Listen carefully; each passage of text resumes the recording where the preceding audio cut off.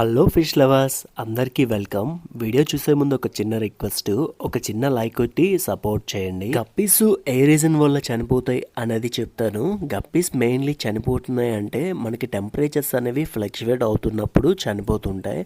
ఇక్కడ మీరు చూసారా, టెంపరేచర్ ఫ్లక్చువేట్ అవ్వడం వల్ల ఇక్కడ ఒక గప్పీ అయితే చనిపోయింది.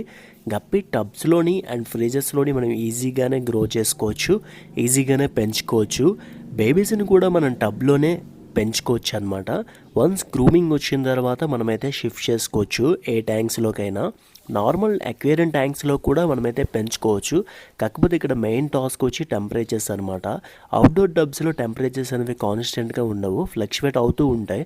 దానివల్ల ఎక్కువగా చనిపోతుంటాయి. టబ్స్లో పెంచే వాళ్ళు ఖచ్చితంగా 4 డేస్కి ఒకసారి వాటర్ అనేది మార్చుకోవాలన్నమాట. 50% వాటర్ చేంజ్ అనేది